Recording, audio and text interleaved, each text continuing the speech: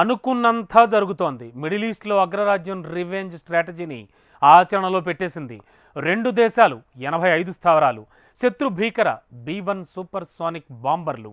ప్రపంచ యుద్ధమే మొదలైందా అని అనుమానించేలా అమెరికన్ ఆర్మీ శత్రు స్థావరాలపై విరుచుకుపడుతోంది. అంతేకాదు, ఇది జస్ట్ బిగినింగ్ మాత్రమే అని ప్రకటించి అసలు యుద్ధం ముందే ఉందనే సంకేతాలు ఇస్తోంది. అమెరికా ప్రకటనంతా మిస్టరీగానే కనిపిస్తోంది. అగ్రరాజ్యం దూకుడు చూస్తుంటే ఇరాన్పై ఎనీ టైమ్ యాక్షన్లోకి దిగిపోయే అవకాశం కనిపిస్తోంది. అదే నిజమైతే ఏం జరుగుతుందో తెలుసా? Let's watch it. January 28 tower 22 పై గుర్తు తెలియని డ్రోన్ తో దాడి. ఫిబ్రవరి 1 ప్రతీకారం తప్పదని అమెరికా హెచ్చరికలు. ఫిబ్రవరి 2 85 స్థావరాలపై అమెరికా రివెంజ్ దాడులు. ప్రపంచం ఏం జరగకూడదని భయపడిందో అంతా జరుగుతోంది. ఇజ్రాయెల్ హమాస్ యుద్ధం సరిహద్దులు దాటేసింది. ఇప్పుడు పశ్చిమాసియా మొత్తం రణరంగంగా మారడానికి రంగం సిద్ధమవుతోంది. జనవరి 28న జోర్డాన్ సిరియా సరిహద్దుల్లోని అమెరికా ఆర్మీ బేస్ పై డ్రోన్ దాడితో మొదలైన ప్రకంపనలు క్రమంగా తీవ్ర రూపు దాల్చుకుంటున్నాయి. తమను టచ్ చేస్తే ఏం జరుగుతుందో చెప్పి మరీ యాక్షన్ లోకి దిగిపోయింది అగ్రరాజ్యం. ప్రతీకార దాడులుంటాయని, తమ వారి కోసం ఎంతవరకైనా వెళతామని ప్రకటించిన గంటల వ్యవధిలోనే ఎనిమిపై దాడులు మొదలుపెట్టేసింది. ఈ పరిణామాలు చివరికి ఎక్కడి వరకు వెళ్తాయో చెప్పలేని పరిస్థితులు కనిపిస్తున్నాయి. ఎందుకంటే అమెరికా రివెంజ్ అటాక్స్ పై అటు ఇరాన్ కూడా కౌంటర్ ఇచ్చేందుకు ప్లాన్ చేస్తున్నట్టు వార్తలు వస్తున్నాయి. అదే జరిగితే పశ్చిమాసియాలో అసలైన యుద్ధం మొదలైనట్టే లెక్క. ఈ రెండు దేశాల మధ్య ఏం జరుగుతుందో తెలుసుకోవాలంటే జనవరి 28న టవర్ 22 పై దాడి గురించి తెలుసుకోవాలి. టవర్ 22 మిడిల్ ఈస్ట్ లోనే America top military base. Jordan ఈశాన్య ప్రాంతం అంటే సిరియా, ఇరాక్, జోర్డాన్ సరిహద్దులు కలిసే చోటులో ఈ స్థావరం ఉంది. అగ్రరాజ్యానికి వ్యూహాత్మకంగా ఎంతో ముఖ్యమైన ప్రదేశం. ఇస్లామిక్ స్టేట్ పై పోరుకు ఇదెంతో కీలకం. సిరియాలో ఉన్న అమెరికా సైనిక స్థావరమైన అల్ టాన్ఫ్కు అతి కొద్ది దూరంలో ఉండడం కలిసొచ్చే అంశం. ఇరాన్ బలగాలను ఫేస్ చేసేందుకు అనువైన వ్యూహాత్మక ప్రదేశం. దాదాపు 400 మంది అమెరికా సైనికులు, వైమానిక సిబ్బంది ఇక్కడ విధులు నిర్వర్తిస్తున్నారు. ఇంజనీరింగ్, ఏవియేషన్, లాజిస్టిక్, సెక్యూరిటీ విభాగాలకు చెందిన సిబ్బంది ఉన్నారు. అంతటి కీలక సైనిక స్థావరంపై 4 రోజుల క్రితం డ్రోన్ దాడి జరిగింది. ఆ దాడిలో 3 సైనికులు మరణించగా దాదాపు 40 మందికి పైగా సైనికులకు గాయాలయ్యాయి. ఆ తర్వాతే అమెరికా రివెంజ్ ప్లాన్ పై చర్చ మొదలైంది. ఎప్పుడైతే టవర్ 22 పై డ్రోన్ దాడి జరిగిందో బైడెన్ పై ఒత్తిడి మొదలైంది.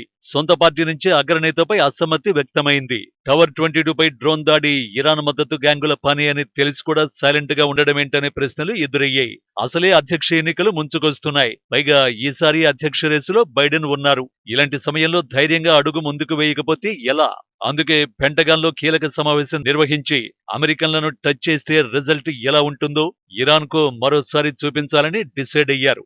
ఆ యాక్షన్ కు డేట్, టైం, టార్గెట్స్ ఇలా అన్ని ఫిక్స్ చేసుకున్నారు. అనుకున్నట్టుగానే ఫ్రైడే ఈవినింగ్ పక్కా ప్లాన్ ప్రకారం అమెరికా ఎయిర్ ఫోర్స్ లోనే టాప్ లో ఉండే B-1 బాంబర్లను రంగంలోకి దించారు. ది బోన్ అని పిలిచే ఈ సూపర్ సోనిక్ బాంబర్లు 1985 నుంచి అమెరికా ఎయిర్ ఫోర్స్ లో ఉన్నాయి. శత్రువుపై యాక్షన్ లో వీటి గురి అస్సలు తప్పదు. అమెరికా ప్లాన్ ప్రకారం ఇరాక్, సిరియా వైపు B-1 super sonic fully loaded తో బయలుదేరి వెళ్లాయి. ఆ బాంబర్లకు లక్ష్యాలపై ముందే క్లారిటీ ఇచ్చారు. అనుకున్నట్టే ఆ రెండు దేశాల్లోనే 85 లక్ష్యాలపై ఏకంగా 125 బాంబులు జారవిడిచాయి.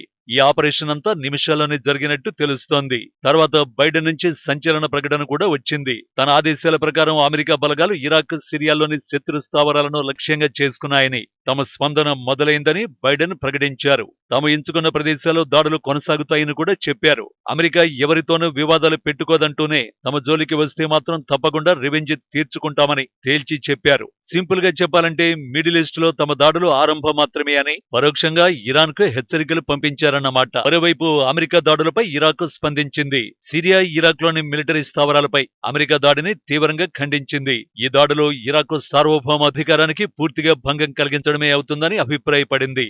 అయితే బైడెన్ సర్కారు మాత్రం తాము ముందుగా సమాచారం అందించే దాడులు చేసినట్టు చెప్పింది. కానీ ఈ మొత్తం వ్యవహారంలో స్పందించాల్సింది ఆ రెండు దేశాలు కావు, ఇరాన్. ఎందుకంటే ఇరాక్, సిరియాలలో అమెరికా టార్గెట్ చేసిన 85 స్థావరాలు ఇరాన్ మిలిటెంట్లకు చెందినవే. Iran revolutionary guard Syria, Iraq లోని వారి మద్దతు ఉన్న మిలిషియా స్థావరాలే లక్ష్యంగా అమెరికా వైమానిక దాడులు చేసింది. అమెరికా తర్వాతి దాడులు కూడా ఇరాన్ లోనే ఉండబోతున్నాయనే చర్చ జరుగుతోంది. కానీ అమెరికా రివెంజ్ దాడులపై ఇరాన్ నుంచి పెద్దగా రియాక్షన్ రాలేదు. చూస్తుంటే అగ్రరాజ్యానికి కౌంటర్ ఇచ్చే ప్లాన్ లో ఉన్నారా అనే అనుమానాలు కలుగుతున్నాయి. అదే జరిగితే అమెరికా, ఇరాన్ మధ్య యుద్ధం మొదలైతే మాత్రం ప్రపంచానికి పెనుముప్పు తప్పదన్నమాటే.